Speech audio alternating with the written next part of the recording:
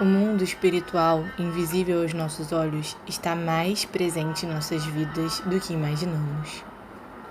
Começamos a análise de uma obra que nos mostra claramente o quanto o que pensamos e cultivamos pode influenciar a nossa vida, nossos deveres espirituais e a nossa saúde física. Apresentamos o podcast baseado na obra Trilhas da Libertação, com Guaraci de Lima Silveira. Prezados ouvintes, prezadas ouvintes do podcast Trilhas da Libertação, estamos retornando aos nossos estudos agora no capítulo 14, Guilherme Gerard, que foi o título que o Manuel Filomeno de Miranda deu a esse capítulo. Leonardo era médium sonambúlico, dotado de belas faculdades propiciatórias ao intercâmbio. De caráter nobre e sentimentos elevados, tornara-se espírita em plena adolescência, quando os fenômenos espirituais irromperam, levando a um período de contínuas perturbações que foram confundidas, no princípio, como de natureza psicológica. Após ser medicado mais de uma vez, alguém amigo da família disse sim da hipótese de tratar-se de distonia espiritual. Conduzido pela genitora ao núcleo espírita e recebendo conveniente assistência por meio dos passes da vinculação às atividades juvenis do grupo, amainaram-se os distúrbios, compreendendo a doutrina à medida que se desenvolvia. Passou a frequentar as reuniões práticas, nas quais deu atendimento à mediunidade, educando-se e educando-a. Nos anos seguintes, concluiu o curso de odontologia e consorciou-se com Helena, jovem militante da casa, começando a edificação do lar da família. Valorizando com serenidade o ministério abraçado, dele se desincumbia com elevada consideração. Nessa oportunidade, contava 28 anos, possuindo já uma expressiva folha de serviço em favor dos sofredores. Maleável à influência espiritual, logo que Fernando mentalizou seu pupilo, atraindo à comunicação a sua sensibilidade, começou a registrar os efeitos da sintonia psíquica, apresentando ligeiras contrações faciais e tremor por todo o corpo. Neste momento, deu entrada ao recinto o Dr. Hermann Grass, trazendo adormecido o médium Davi, que foi colocado entre os assistentes. Vocês se lembram, né, que o médium Davi era aquele que fazia as curas lá através do Dr. Hermann e que foram complicando cada vez mais o trabalho da casa espírita. Então agora eles estão fazendo os atendimentos a esse pessoal todo, né? Veja o trabalho do mundo espiritual enquanto a gente está bem dormindo, né? Enquanto o nosso corpo está descansando, os espíritos estão trabalhando incessantemente. Bom, o seu estado era deplorável, o seu estado espiritual era deplorável. O cérebro encontrava-se envolto por densa escuridão que decorria dos pensamentos vitalizados nos últimos tempos, emanando vibrações de baixo teor. Da região genésica, como do estômago, do fígado, do baço, irradiavam-se em ondas excêntricas energias viscosas e enfermiças. O hábito dos alcoólicos nas reuniões sociais e noutros momentos já o vitimava pela dependência dos mesmos em instalação, apresentando os primeiros sintomas para uma futura cirrose hepática com as atuais perturbações digestivas, altas taxas de colesterol, hipertensão arterial, apesar da juventude orgânica. Sabe, amigos e amigas, a gente sempre fala sobre a questão da ingestão de alcoólicos, principalmente os espíritas, que já têm conhecimento disso aqui. É preciso mudar, sabe, meu amigo, minha amiga, porque, tá bem, você vive num social, mas veja que social que você busca para você. Tome cuidado, muito cuidado, porque nós espíritas sabemos dos problemas, né? Olha só, sintomas para uma futura cirrose hepática, perturbação digestiva, alta taxa de colesterol e hipertensão arterial. Isso promovido pelos alcoólicos. Ainda você quer isso para você? Preste atenção. Estou te dizendo assim, com muita fraternidade. Você que ainda gosta, né, da bebida alcoólica, isso não é bom. Isso nós temos que dar conta um dia lá no futuro. Da área sexual também se exteriorizavam fluidos densos, carregados do magnetismo pernicioso deixado pelos parceiros encarnados viciosos e pelos espíritos de igual psiquismo que se mesclavam nas orgias elegantes a que os sensitivos se entregavam. Outro problema é a questão sexual. Um dia desse nós vamos conversar seriamente sobre sexualidade. Precisamos ter conhecimento sobre isso, meu amigo, minha amiga, porque estão chegando os tempos em que os espíritos nobres estão renascendo no mundo e vão renascer, e eu vou ficar na minha indignidade? Apurando a observação, podia-se constatar que as vesículas seminais se encontravam comprometidas como resultado das vibrações que as estimulavam e de que as gônadas jorravam energias sutis de qualidade inferior, alimentadas pela mente de Davi e dos desencarnados que a ele se associavam durante o desdobrar das paixões sexuais. A próstata, em processo de aumento, denotava desarmonia celular, avançando para a futura neoplasia maligna. E aí depois surge um câncer, né, gente? Ah, mas como que aconteceu o câncer? Não, ele não aconteceu. Ele foi sendo gerado gradativamente através das improbidades das pessoas que não cuidam de si. Adormecido, produzia ruídos e espasmos característicos dos distúrbios de comportamento psicológico que eram liberados naquele período, demonstrando uma situação aflitiva.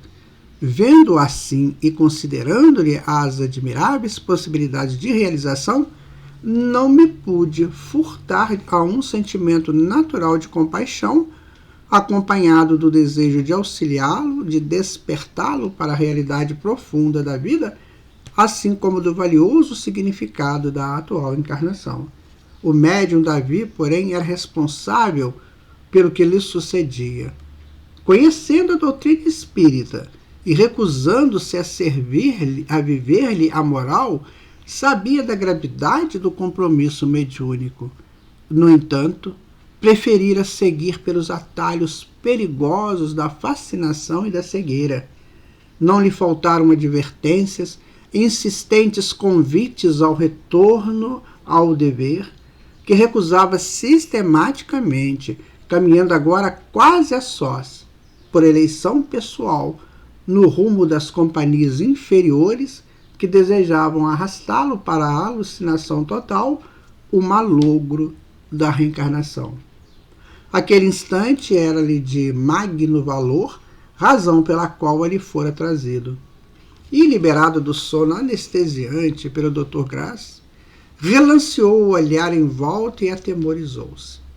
A consciência de culpa estava vigilante e ele temeu que estivesse desencarnado. Sabe, prezado ouvinte, a doutrina espírita ela nos traz informações esplêndidas sobre quem somos e como somos.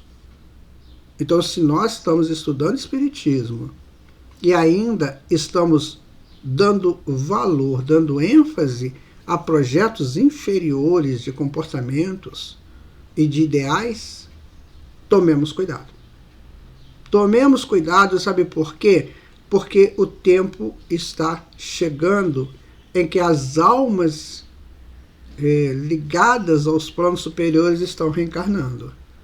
E nós vamos ficar como a deriva e tendo que ir para um mundo inferior. Cuidemos de nós. Né?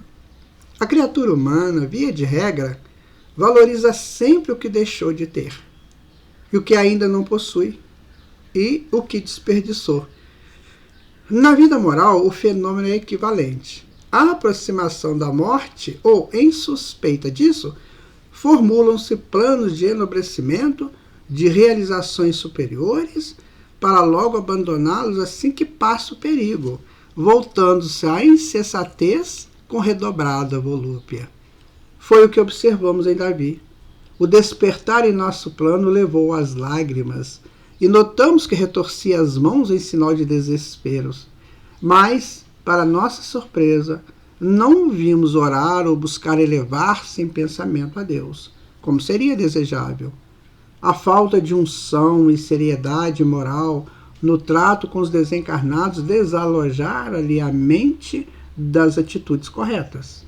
O Dr. Hermann, ao seu lado, tranquilizou com palavras gentis. O médico apresentava-se sereno, como de hábito. No entanto, deixava transparecer alguma humildade e submissão aos desígnios superiores, compreendendo a magnitude do momento e o alto valor das entidades que ali se encontravam dirigindo a atividade.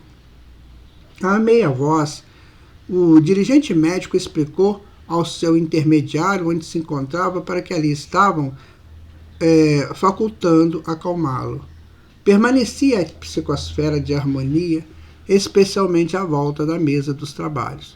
O incontinente Leonardo, incorporado, abriu desmensuradamente os olhos e acusou: não reconheço aqui ninguém com autoridade para constranger minha submissão.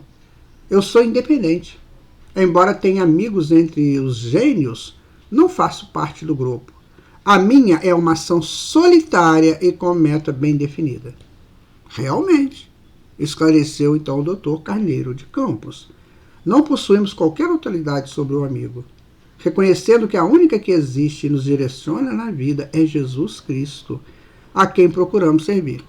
Quanto ao seu relacionamento com os gênios do mal, não nos poupamos, porquanto cada um é livre para eleger as companhias com as quais melhor se afina por identidade de propósitos. Nesse sentido, o amigo é livre para agir e colher os resultados da sua ação.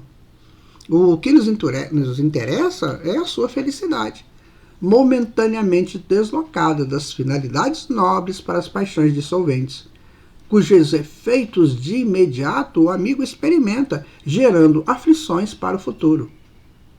Tenho que interromper a farsa do meu infame inimigo que ali está. E, voltando-se, apontou o dedo em direção ao médium Davi, que estremeceu, tornando-se lívido. Prosseguindo na agressão, explodiu: é muito bom esse reencontro lúcido, porque desejo refrescar a memória do bandido que se traveste de benfeitor dos ignorantes que o rodeiam em busca de migalhas, a troco da bajulação, da sórdida propagação do seu nome. O infeliz está vendendo a própria alma a Satanás, enriquecendo a fim de tudo abandonar, quando eu e os outros consumarmos o plano que temos em mira. Vamos observar, né, prezados amigos e amigas, que ali sempre há nesses processos um clima de vingança, né? Allan Kardec fala isso, que no cerne de toda obsessão está a vingança. Então cuidemos para que ninguém se sinta no direito de vingar de nós. E continuando, né, a narrativa, diz o mentor: há somente um detalhe que não ocorreu ao amigo, advertiu o orientador, que é a providência divina. Ela não interferirá, porque o próprio dissipador não o permitirá. Odiento é um poço de vaidade, frio emocionalmente é a personificação do egoísmo refinado. Qualquer socorro que lhe seja dirigido, comprometido como se encontra, recusará, porque não está disposto a fazer nenhuma concessão de referência à mudança de conduta. Sem dúvida, pergunte-lhe e ouça a resposta do presunçoso. Somente pensa em acumular haveres que os abandonará com o corpo logo mais, quando tudo estiver consumado. É da lei que ninguém foge de si mesmo, nem se impede o progresso que é inexorável. A vítima de hoje é o apoio do perseguidor amanhã, quando permite que brilhe no íntimo o amor. Quando permanece a animosidade, a vítima transferida para a posição de algoz mais se infelicita, porque jamais alcançará o seu final, que seria a destruição do adversário. As vidas encontram-se tão mescladas umas às outras que sempre voltam aos mesmos sítios e pessoas até que se superem, por meio do amor, que arrebenta as algemas e une os corações. Por isso, quem perdoa se eleva e se fortalece, enquanto aquele que permanece no ódio rebaixa-se e identifica-se por largo período da realidade superior. Nós estudamos hoje, aliás, a ciência estuda hoje, né, pesadas ouvintes, a questão do emaranhamento quântico. O que é isso? Que as pessoas estão interligadas umas às outras. Todos nós estamos numa grande teia de emaranhamento de consciências. Então, se eu faço mal a alguém, eu estou muito próximo desse alguém, não importa o tempo. Importa que eu estou próximo desse alguém para ser recuperado esse mal que eu fiz. Então, a vida, ela vai justapondo as coisas até que essa minha vítima, digamos assim, essa pessoa que eu prejudiquei, um dia ela volta para que eu conserte a coisa. Então, a lei de Deus é essa, é a do amor. Se eu não pratico isso, se eu ainda tenho inimigos, se eu ainda tenho questões, né, de vingança que eu aninho no coração, cuidemos, porque isso é complicado. Aqui está sendo muito claro para nós. Pouco me importa o que me venha suceder após vencer o covarde. Com certeza não será pior do que o ódio que me combure. Há quase um século ou pouco mais, que eu já nem sei. Pois nós o sabemos, dê-nos a chance de recordar juntos, fazendo uma necessária avaliação.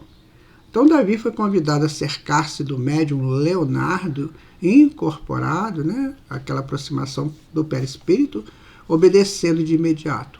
Uma tela de substância alvinitente parecia na parede fronteira aos litigantes, enquanto o orientador propunha: Recordem-se da Batalha de Sedan, na França. E era o dia 31 de agosto de 1870, e a Guerra Franco-Prussiana chegava ao momento culminante. O Marechal MacMahon está diante da volumosa cavalaria do exército alemão e do outro lado do rio Mossa. O medo assalta os corações e aguarda-se com alta tensão a ordem para atacar. A artilharia alemã, bem situada, dispara com frequência contra os adversários. Ao amanhecer de 1º de setembro, sob a proteção da neblina, os alemães programam e executam o ataque, sendo rechaçados. No entanto, com a chegada do sol, tornando-se alvo exposto, o exército francês sofre pesadas baixas, inclusive o seu comandante, e trava-se a encarniçada luta.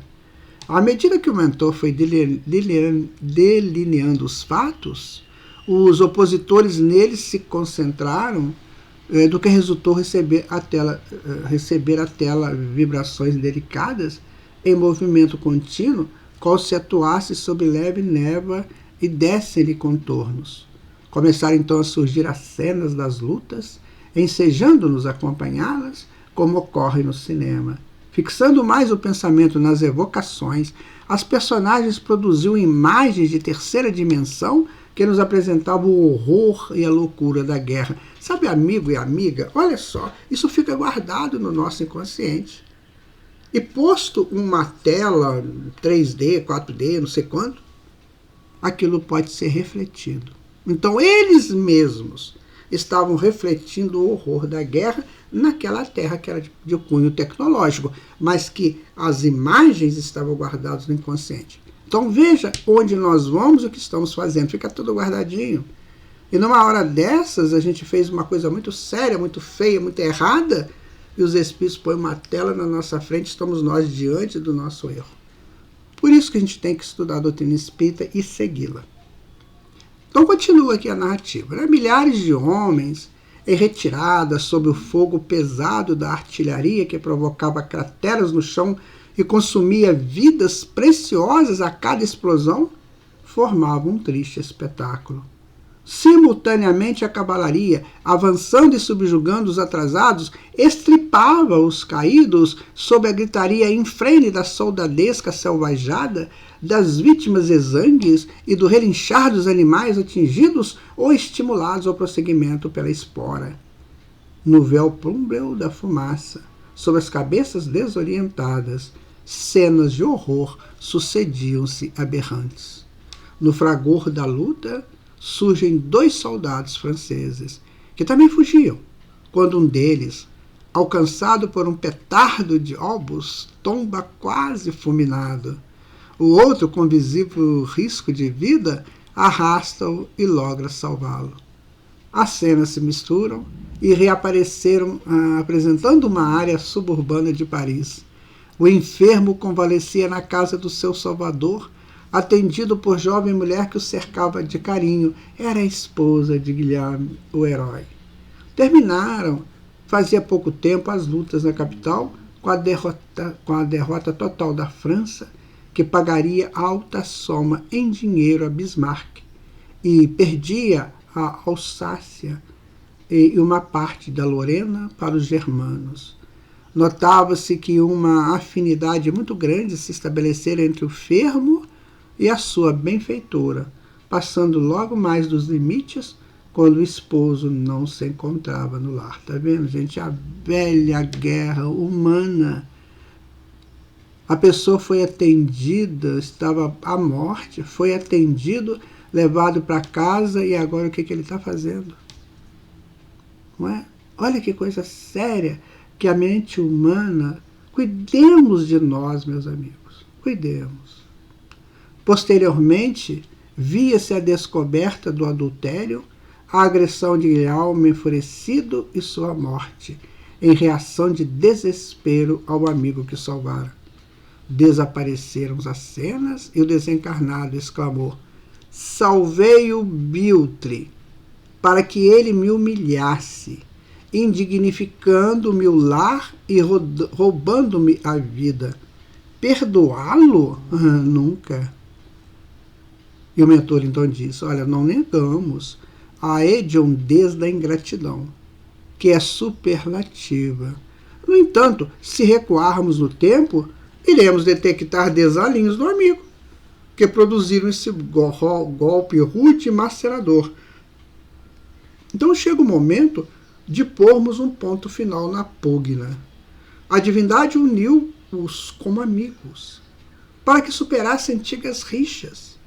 Porém, Gerhard não resistiu aos ímpetos da sua inferioridade, descambando na alucinação. Cabe a você refazer o caminho e abrir novas estradas para o futuro de ambos. Nunca a desgraçada que com ele se homiciou, traindo-me, é hoje a esposa recatada, rilhou com ironia, que me pagará no momento próprio. Primeiro ele, depois o outro ajuste de contas. Pedindo licença para dialogar, Davi, que é Gerhard, tentou justificar-se. Foi em defesa própria que cometi o crime.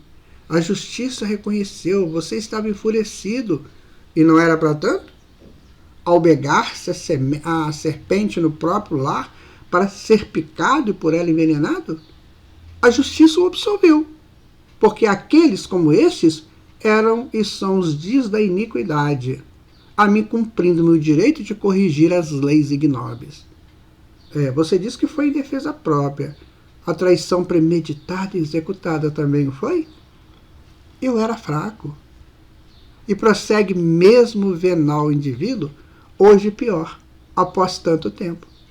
O benfeitor acercou-se e interferiu, silenciando Davi e aduzindo: agora que as lembranças são mais nítidas, repense os seus planos. Conceda-se novas reflexões. Há tempo, no entanto, ele urge: adormeça, a fim de descansar um pouco. Aplicando-lhe as energias balsâmicas e repousantes, vimos Guilherme serenar-se, adormecer-se profundamente. Bailavam na minha mente inúmeras interrogações que o momento não me facultava apresentar ao mentor. por que a doutrinação fora interrompida? Teria havido nesse período outras encarnações dos implicados na trama infeliz? Quais as providências a tomar objetivando o atendimento a Guilherme? Vê-lo-íamos novamente ou ele seguiria o próprio destino? As atividades, no entanto, estavam em plena realização e não havia tempo para os nossos diálogos. Aguardei assim a ocasião própria, prosseguindo atento aos serviços em execução. Digo para você, meu amigo, minha amiga, o grande problema das nossas ações, quando nós resolvemos fazer alguma coisa, sabe? Quando essa questão das inferioridades humanas tomam parte das nossas decisões. Isso gera problemas seríssimos. É como aquilo que nós falamos. Nós estamos emaranhados, né? E isso não conta tempo. Isso conta necessidade de reparações. Então pode durar uma década, 2, 3, 4, enfim, milênios. Mas nós temos que reparar uns com os outros. Então cuidemos. Façamos das nossas vidas algo de superior, de superlativo, para não termos que ficar presos a imagens complicadas como essas que acabaram de ser narradas. Então, nosso próximo encontro, muita paz para você. Fique com Deus.